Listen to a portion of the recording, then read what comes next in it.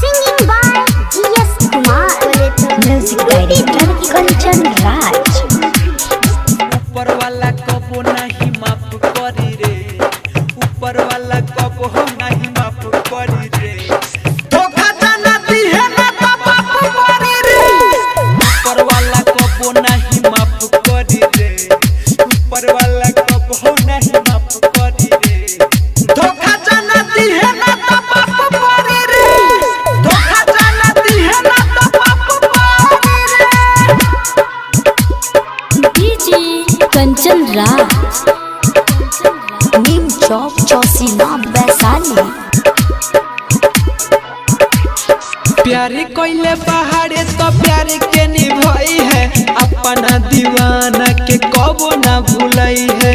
अपना दीवाना के कबो ना भूलई है। प्यारे कोइले पहाड़े तो प्यारे के निभाई है, अपना दीवाना के कबो ना भूलई है। घात करबे तो साफ दफ करी रे, घात करबे तो साफ दफ करी रे।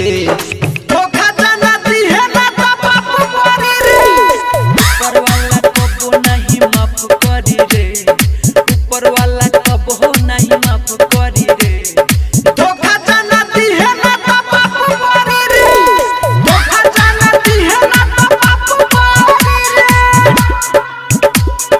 डीजे कंचन राज, नीम चौक चौसीमा वैशाली। रिकॉर्डिंग स्टूडियो सीताराम चौराहा कुशीनगर। कमी कौन होई हमारा में तो बताई है, राइटर में रज से ते दिलवा लगई है।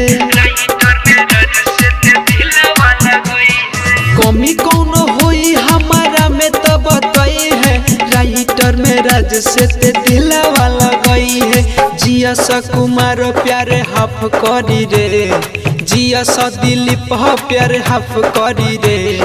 धोखा जाना दी है ना तो माफ करी रे। ऊपर वाला कबो नहीं माफ करी रे, ऊपर वाला कबो नहीं माफ करी रे। धोखा जाना दी है ना तो माफ करी रे। धोखा जाना दी है ना तो माफ करी रे। संध्या रिकॉर्डिंग स्टूडियो